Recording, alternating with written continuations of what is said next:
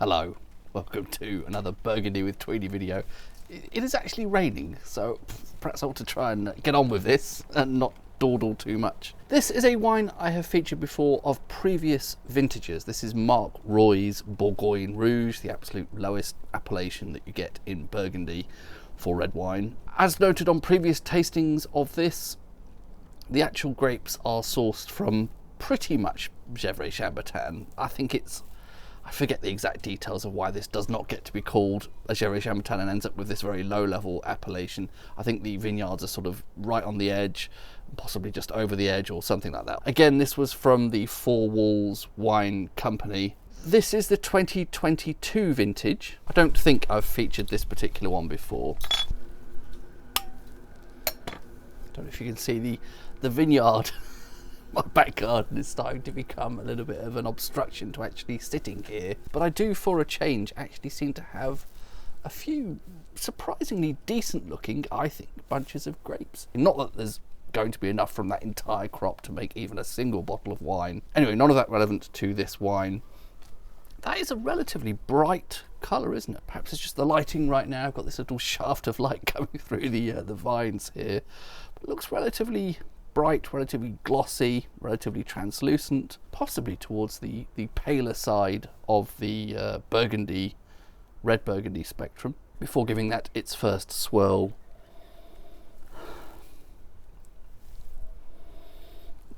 It's an aroma that slightly reminds me of something like grape skins or possibly cherry skins. Not that it's easy to smell those in isolation of the rest of the fruit. It's fruity, but it gives a slight sense of fruit that's been squeezed already, and the juice has come out and this is what's left behind, if that makes sense.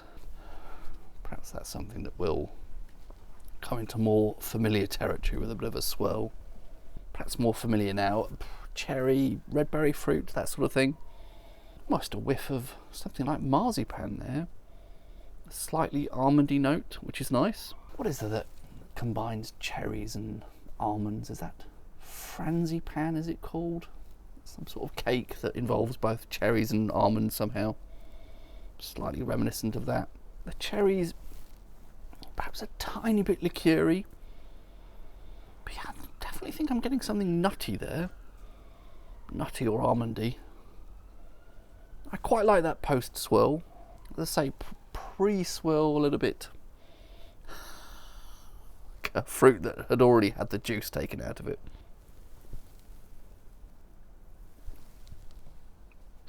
Quite bold acidity on the palate, which I like. It shows promise. This is still a relatively young wine. If it's only 2022, less than 3 years off the vine, so there's still quite a juicy character to that on the palate, quite a fruit juicy sense. But it's nice, and it's quite actually reasonably intense, thanks to that little burst of acidity there. And I think that fruit character is cherry. I'm almost detecting a hint of something like blueberry juice, cherry juice, that sort of thing. A bit of red berry in there as well. Definitely not overly sweet. It's quite bold acidity. That's something that usually suggests something that will be somewhat suitable to aging. I don't get the sense this is youthful in terms of green notes to it, or sometimes you get that sort of slight menthol kind of note in young Pinot. It's not showing youth in that sense, but in a sort of juiciness and fruitiness, definitely some youth there. There's a slight papery tannin, maybe. Not very pronounced though here.